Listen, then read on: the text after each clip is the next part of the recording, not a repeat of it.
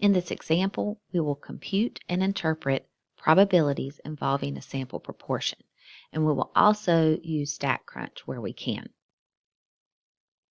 Pause this video for a second just to read the full problem statement. The first part of this example, or this problem, is asking us to determine if this sampling distribution of p hat is, and then we fill in the blank with one of these choices.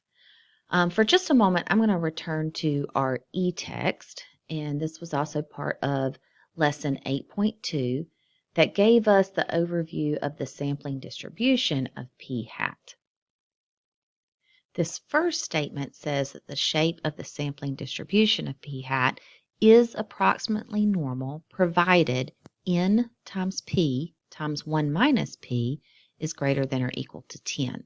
So that's the first thing we're going to calculate. We'll check that it really is greater than or equal to 10, and then we would be able to fill in that blank with approximately normal. So returning to the problem, we have that n is 500.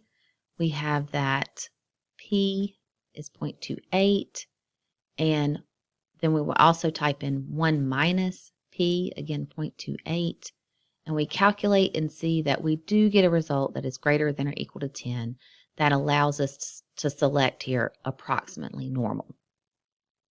Again, returning to the summary statement, there's two other bullet points made here that the mean of the sampling distribution of p hat is p, that proportion, that population proportion.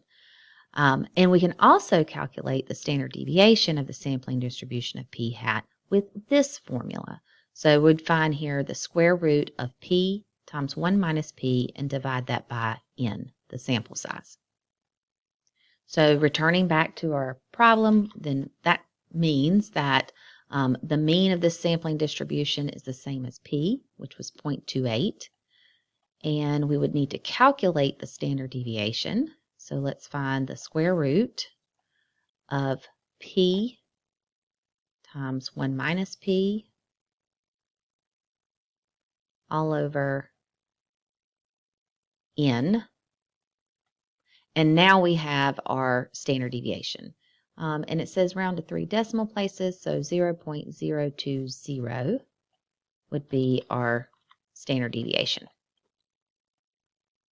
For the next couple of parts of this problem, I'm going to use StatCrunch to help me calculate these probabilities that p hat is greater than or equal to 0.310, and then again I've got another value I'm going to calculate in a minute for part C. So let me bring up StatCrunch, and where we want to go inside StatCrunch is Stat, Calculators, and Normal.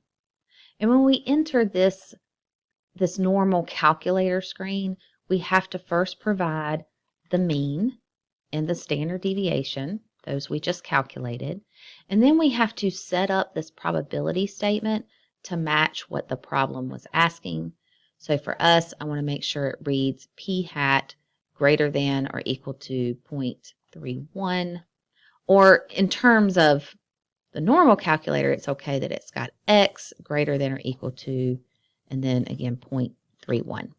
When I click compute, I see a diagram of that normal distribution with that shaded region, and I also have the actual probability.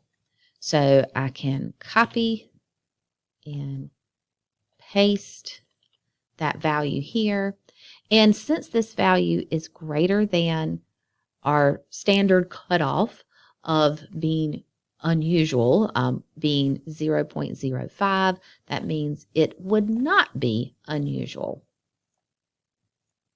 And we do something similar for part C, except I'm going to change that inequality to less than, and I'll type in 0.255.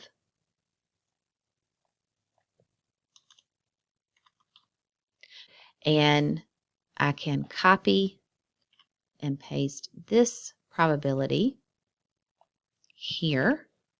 And again, because that is greater than 0.05, this result is also not unusual.